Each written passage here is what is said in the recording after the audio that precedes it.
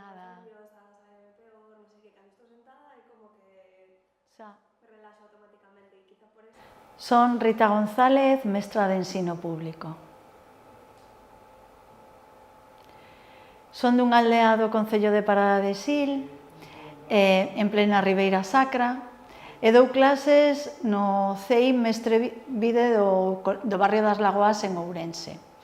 Así que os meus alumnos e alumnas pertencen a familias que valoran moito o ensino e ademais que valoran tamén o labor do profesor. Co cal, os atrancos casi veñen debidos á administración. Por un lado, o número de alumnos por aula, que son moitos, que se solucionaría agora pois simplemente con poñer parte do horario lectivo, do meu horario de clase, pois a outra profesora. Por outro lado, o número de contidos, que aínda que están ben para etapas, son moitos curso por curso, son contidos que se repiten continuamente os mesmos e que se os organizáramos de outro xeito, pois favorecerían, por un lado, a explicación e a asimilación, afondaríamos moito máis neles e permitiría a asimilación por parte do alumnado. Despois tamén, algúns atrancos como poden ser as notas cuantitativas, que non aportan valor ningún, e, sin embargo, sí que poden funcionar como para pechar expectativas, ou para frustralas algunhas. Na miña metodoloxía, pois trato de visualizarnos, de que a aula se visualice como un gran grupo, onde todos somos responsables, por un lado, de aprender, pero tamén de favorecer a aprendizaxe dos demais. Por iso non podemos facer perder o tempo á profesora, temos que axudala.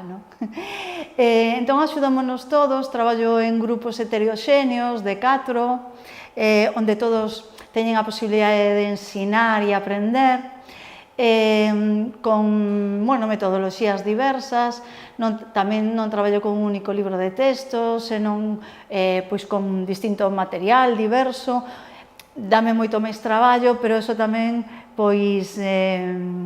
permíteme a flexibilidade que eu considero que é fundamental para a miña práctica docente. Por outro lado, sempre me sentín valorada a miña metodoloxía polos nais e pais, co cal sempre entendín a comunidade educativa como algo fundamental, e creo que a escola está inserida na propia sociedade. Cando falo de comunidade educativa, casi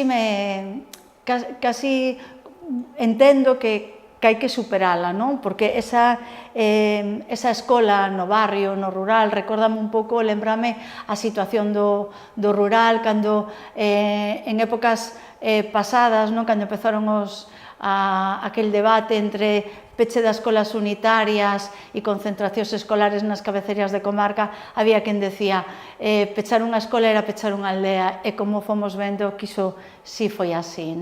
Entón, a loita da comunidade porque se manteñan as escolas, porque se manteñan as prazas educativas, todo isto favorece a vida mesma, a escola é vida.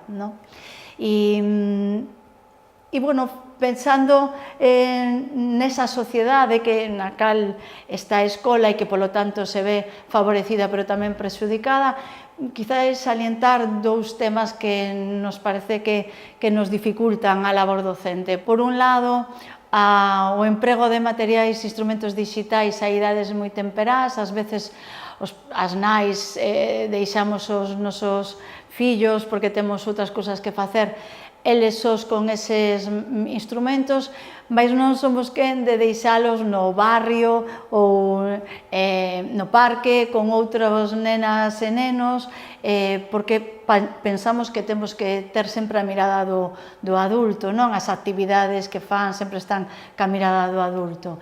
Entón, por un lado, non temos medo dese mundo digital e sí, como se vivíramos en cidades verdadeiramente perigosas, cando non deberíamos de sentilos así. E iso o que fai é, penso eu, alonxar tamén os nenos desas propias sociedades, non?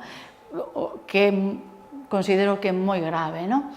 Entón, bueno, creo que estar continuamente, polo tanto, con actividade ou con esos instrumentos o que fai é que teñan falta de concentración e, ademais, esa necesidade de estar sempre facendo algo que nos chama a atención cando e agora que fago, non? Esa actividade continua, actividade pola actividade, non?